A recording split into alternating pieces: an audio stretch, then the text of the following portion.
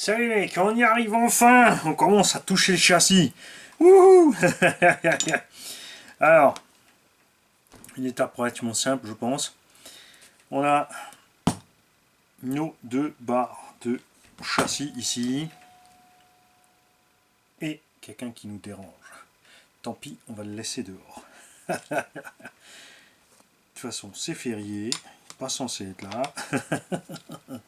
Alors, faut pas se faire avoir. Il y a plein de vis que tu peux mettre. On va mettre que celle au centre, donc la 11205, qui est une 3x6. Relativement courte. Je pense que ce sont les autres qui seront les vis portantes.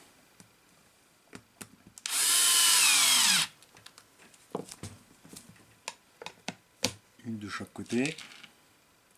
Là aussi, avant, il a fallu ouvrir un 5e sachet de mini vis à tête bouton, au 4e, pour récupérer 2 vis dedans, donc toutes les autres sont encore là. Donc on a vraiment encore une 50aine de vis en vrac.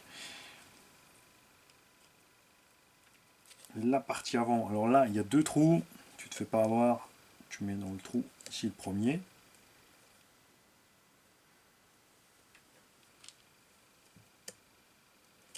Et là aussi du 3x6. Non, ah, voilà, du 206. Attention, 3x8. Ouais. Oui, ça fait un peu...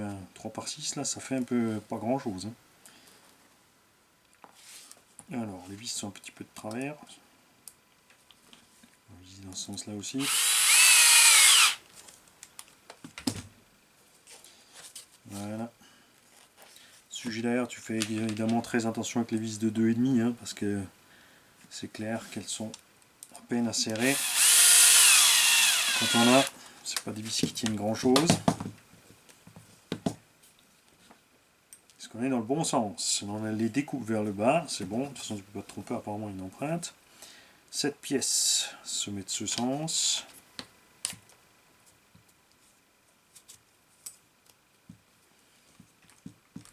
Et là, on ne met pas de vis. Très bien, voilà, tu vois, tu as fait ça, et qu'est-ce que t'en fais? Bah t'en fais rien. Tu le poses de côté. Hop là. Encore une pièce à poser de côté. Et là, enfin, tu récupères ton quartier avant. Ouais. Alors, attention avec le câble. Il faut qu'il reste à l'intérieur. Le câble. J'aime pas quand ça prend des angles comme ça, ces trucs-là, moi.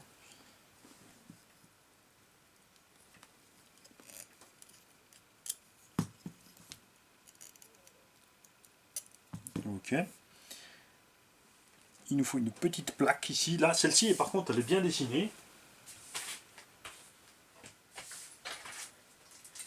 Et elle aussi traîne dans un autre sachet.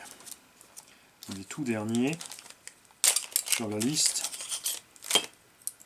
Ils te disent de faire gaffe parce qu'il y a 2 modèles. Toi, tu dois prendre celui avec la découpe.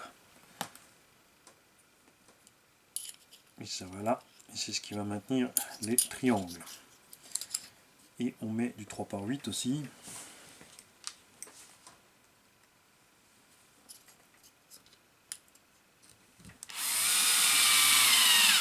D'où aussi les axes qui dépassent. Axes de suspension qui sont encore un peu plus longs. Parce que c'est pas juste dans le plastique, ça va se prendre là-dedans. C'est ce qui va expliquer que on aura quand même un minimum de solidité. Donc tu reposes les autres plaques de côté, bien sûr. Tu récupères ton morceau de direction. Attention, on prend de la vitesse là. Ouh. Toujours la plaque que tu as montée vers l'arrière, pas vers l'avant. Ça se glisse à l'intérieur. Et tu as 2 vis tête fraisées. Donc ça, c'est encore un autre sachet.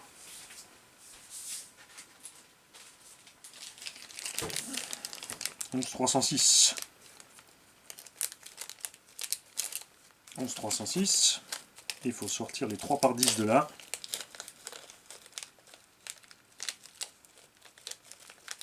Et je persiste, hein, mais c'est comme ça. Quand tu avais le UDR en main et le Traxxas Bronco, point de vue notice, je crois qu'il y en a un paquet qui devrait aller lire chez Traxxas comment ça se passe, parce que ils sont au point sur les notices. Hein. Très bien. Alors, on va laisser ces petites vis fraisées de côté. Si, on a un nouveau besoin ici pour l'avant, donc on va sortir tout de suite des 3 par 8 pour la plaque avant.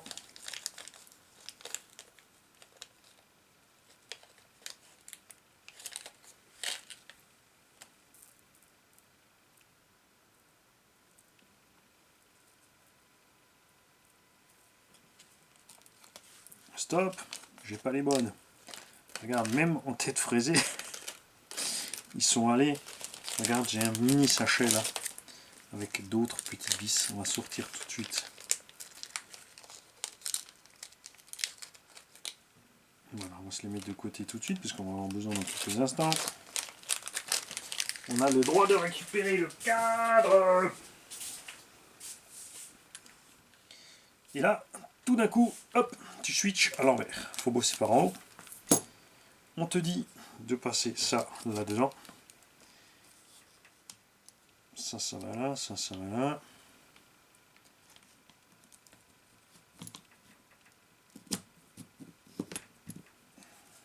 Voilà, ça commence à prendre forme. Et là, niveau solidité, tu vois, même si on était inquiet au départ, on est quand même ferraille sur ferraille, avec un renfort en ferraille à l'arrière et un renfort en ferraille à l'avant. Mais t'as vu que probablement l'OSI va devoir aller jeter un coup d'œil chez CrossRC comment faire un avant solide d'un Rock Racer. Très bien. On a tout bien mis là, ça c'est là. 2 vis. 3 vis, 4 vis. Waouh, 4 vis identiques. Est-ce possible? On a effectivement 4 vis identiques.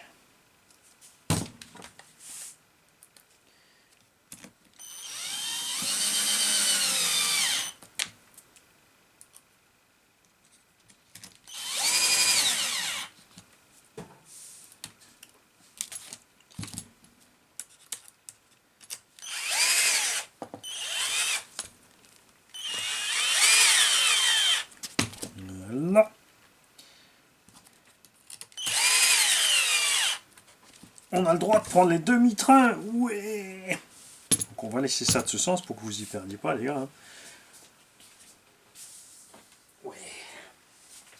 Les demi-trains. Ouais. Alors.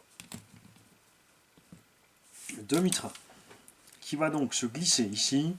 Les deux axes dans les deux trous là. Et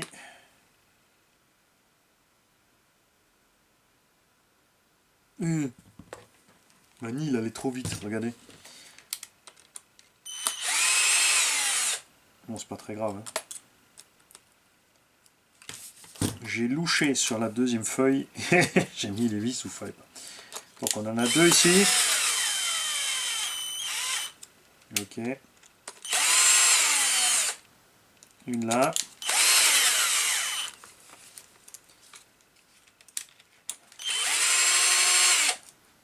L'autre qui va là.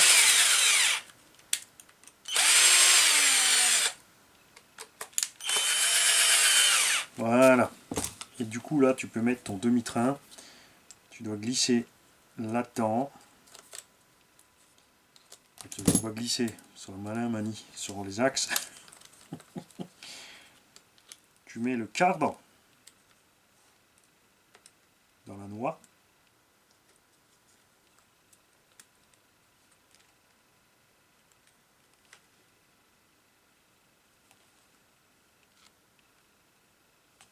Si tu prends le bon côté. Ah ah.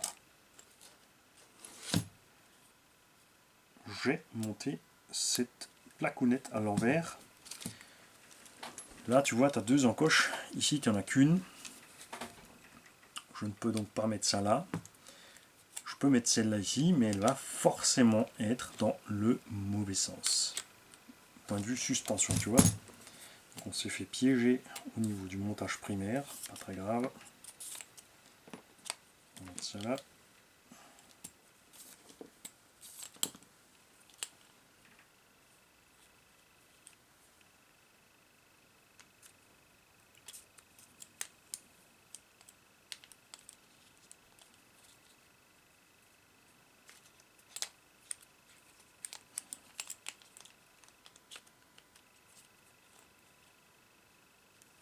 va y arriver. Vous en faites pas, c'est qu'une question d'heure. Qui j'y me fais. M'en fait manie. Ok, toi tu vas là, et toi tu vas là. Hein,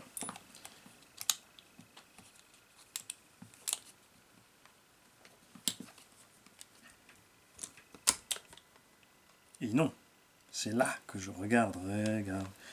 Manie a une encoche. Mais qu'est-ce que tu fais?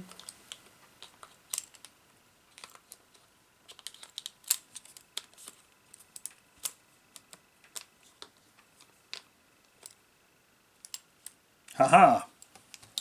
Regardez ce qui s'est passé. Les triangles inférieurs ont quand même un sens. Regarde. Ils sont plus épais là que là. Tu as vu ce qui s'est passé?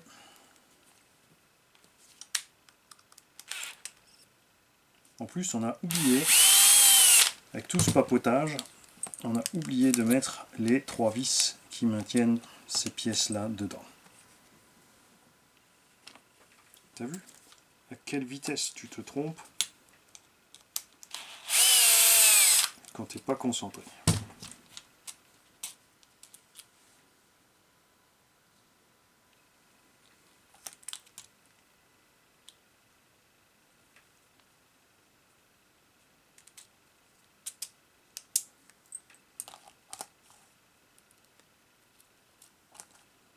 Alors, on va déjà rassembler ça. Ensuite, on va mettre les vis en question.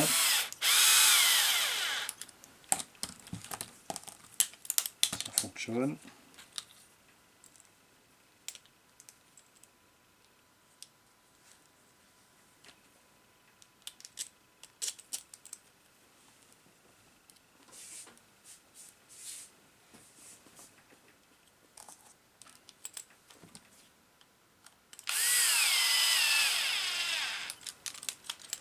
Là aussi, c'est bien libre.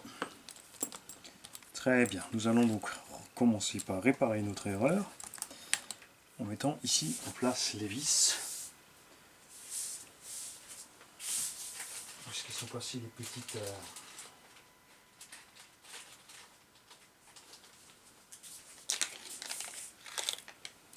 les 6 petites vis tête fraisée.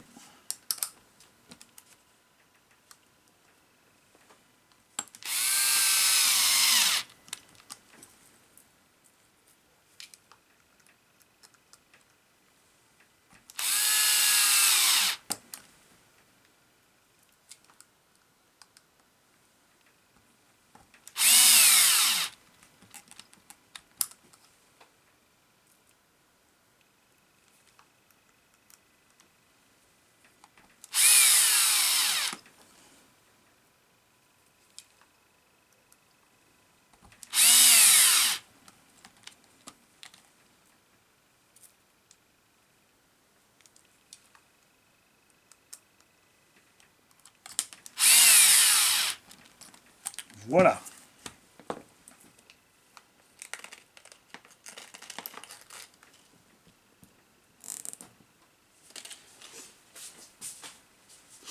Ah, je vous ai vu, vous attendiez que je range les 2 petites qui traînent là. Hein. Bon, je ne veux pas avoir à tous les coups quand même. Très bien, maintenant on peut remettre donc ceci en place. Ouais.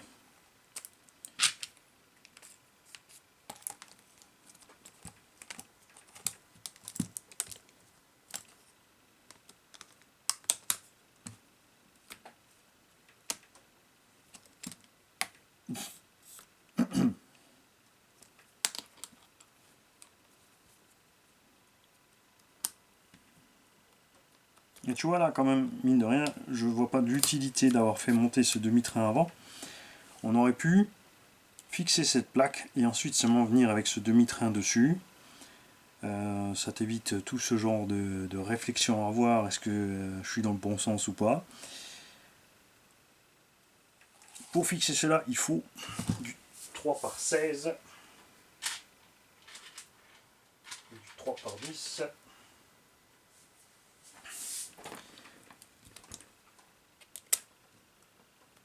Donc les 3 16 en haut, les 3,10 en bas.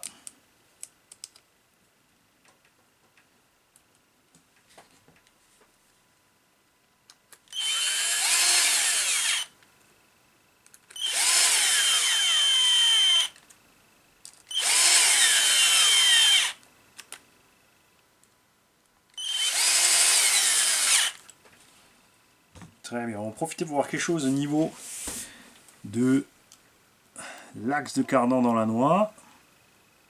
Donc il faudra faire gaffe, si la suspension descend à fond, on a l'arbre de cardan qui touche un peu le bord de la noix, mais ça va.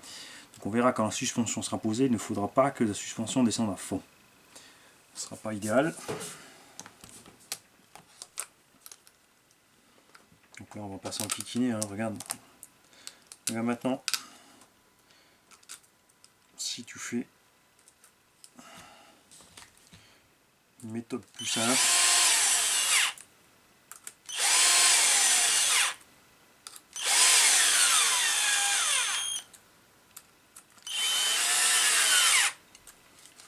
voilà, et tu vois, et maintenant, tu mets ton triangle.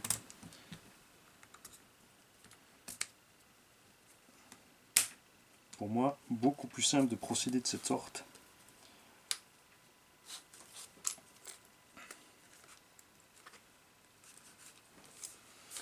Petit coup de marteau caoutchouc.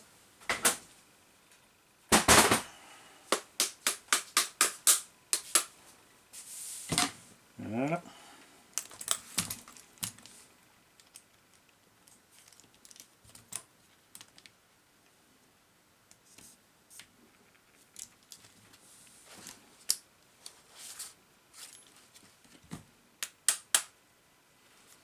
Très bien, on y est. Ensuite, la plaque avant.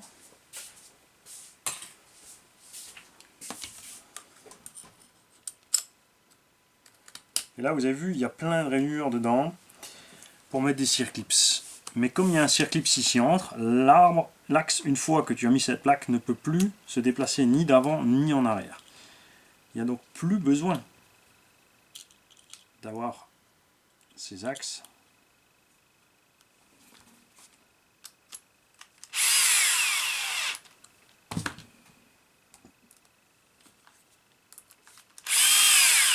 Voilà. Tu vois, parce que certains ont sûrement pensé qu'il fallait mettre des circlips ici partout, mais comme ils ont choisi ce système là par pincement, il n'y a plus de problème. Direction 3 par 18.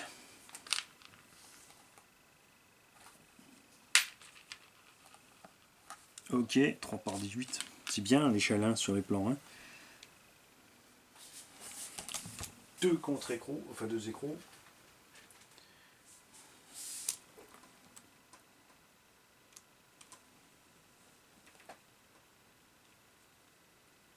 Alors ce qui me rassure un peu, c'est que même si les rotules sont entrées vachement facilement dans les chapes, vous l'avez vu ici au niveau de la direction, c'est rentré vraiment comme du beurre. On a quand même, attention, l'écrou est en haut.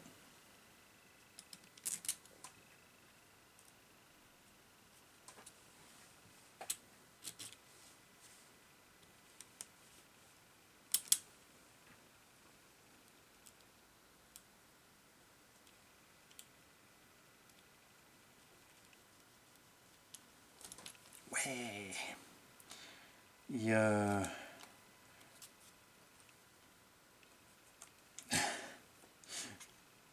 niveau des réglages, je vais vérifier quelque chose. Il est possible, et même certain, que j'ai monté mes chapes à l'envers. Donc ça on verra. Parce que là on est bizarre. Je pense que comme c'est pas symétrique, on va les inverser. Donc je vais pas encore serrer ça. Hein. On passera après sur la fixation sur le châssis de la platine de commande, donc direction et cerveau de commande de shift. Puis la boîte de vitesse. On fera donc, on verra au moment de poser la boîte de vitesse si on accède encore à la vis pour le cerveau de première, deuxième. Et ensuite, on va enfin faire la cage. La cage, ça va être chouette, ça. Bon, donc je vous laisse là. Je vais résoudre le mystère de la chape inversée. On va le faire ensemble. Vanille a fait boulette.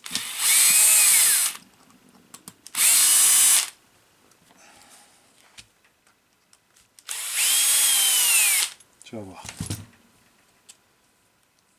T'as remarqué, c'est chaque fois. Hein. Chaque fois qu'on bosse ensemble, les gars, on papote et ça finit à l'envers. Je pense vraiment que c'est ce que j'ai mis à l'envers.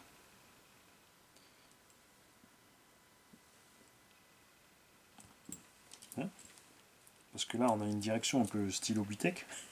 Je pense pas que... C'est pas parce que les notices sont un peu tarabiscotées chez CrossRC qu'ils en sont à ce point-là.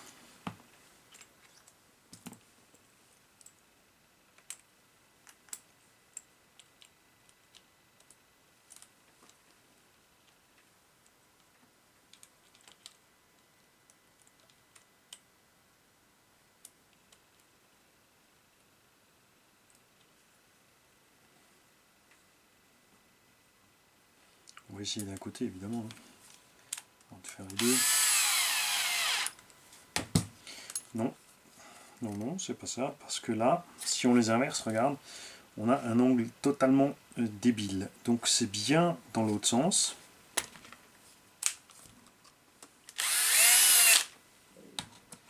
Et soit j'ai méchamment louché sur la longueur de mes biellettes de direction, soit on va attendre d'avoir les amortes au-dessus pour voir le débattement réel de la suspension. Peut-être qu'elle ne fait pas un débattement aussi important que ce qu'on voit là.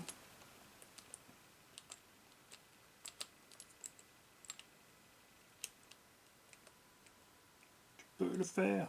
Ouais.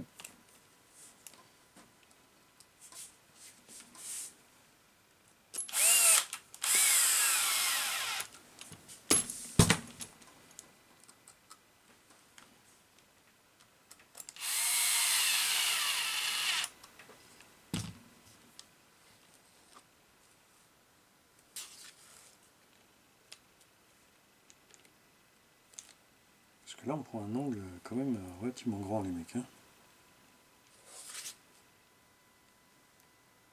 Je me mets ma direction droite là. Ouais, ça travaille. Hein.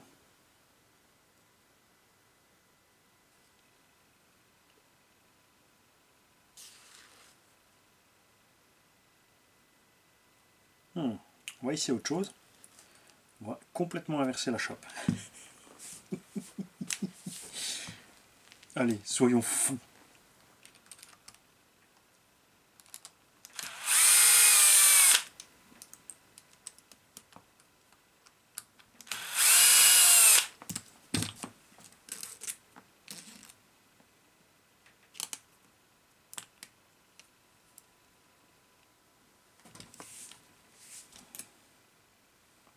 Regarde maintenant ce qui va se passer. Ah ouais, c'est trop facile de rien dire, d'éteindre la caméra et de rectifier tranquille derrière. On va virer celle-là. Et on va te mettre toi ici.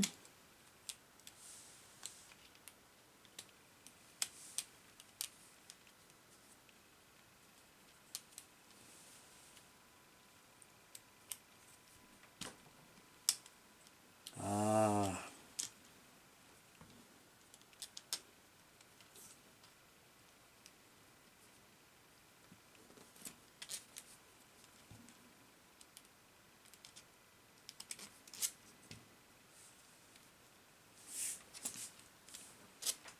Ah. Et regarde. Je vais me mettre droit. Ouais, on est bon. Donc tu as vu, j'ai tout simplement mis à l'envers, du l'envers, du l'envers. Ça m'apprendra à prendre la notice dans tous les sens. pas prendre le temps de comparer par rapport à la grappe le numéro de ma pièce. Après là c'est sûr, quand tout arrive à déjà à moitié décroché.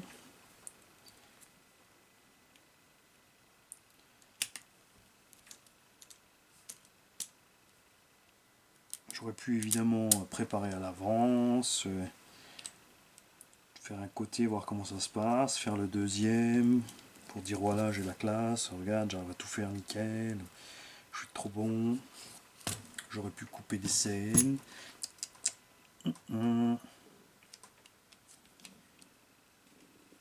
Mani l'a fait à l'envers, Mani montre. Bouh, Mani.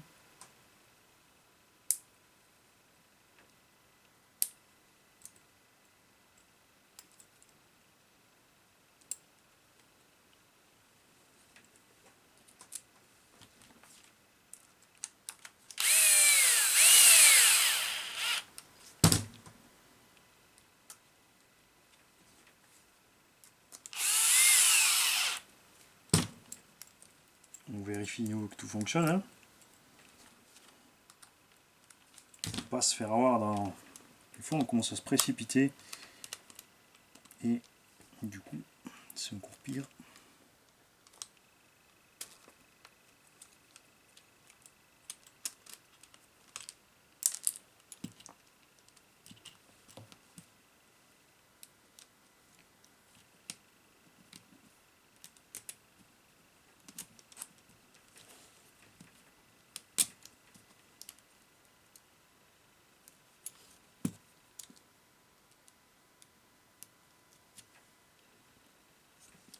Voilà.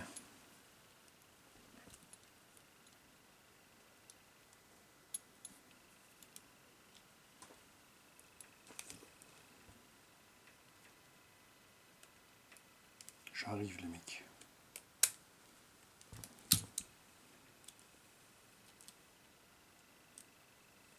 Ouais, ça y est.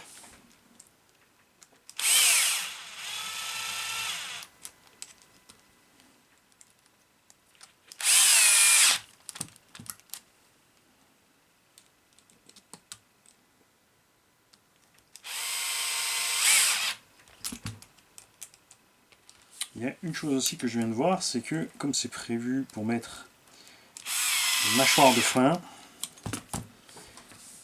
le levier de direction, enfin au niveau du porte-clés, je vais vous montrer, ça va être plus simple à expliquer, un creux pour mettre un écrou ou une vis. Ou carrément juste la pièce en plastique, oui c'est ça, c'est la pièce en plastique en sandwich. Voilà, en tout cas maintenant on est bien. Ouais, c'était bien. Là mes ongles ne bougent plus, c'est bon. Bon après il faudra régler un petit pareil, on a quand même un petit peu trop long sur les biellettes. Là, t'as un creux. Et je me demande si on met pas la pièce, est-ce que ça va fragiliser là, à ce niveau-là, ou pas. Parce que là normalement il y a l'étrier qui vient dedans, donc on a un bout de plastique au-dessus, en dessous, une vis à travers. Bon, on va pas faire grand-chose non plus, il y aura comme du mouvement. On verra ça. En tout cas si on casse, on pourra dire c'est ta faute, t'as pas tout mis.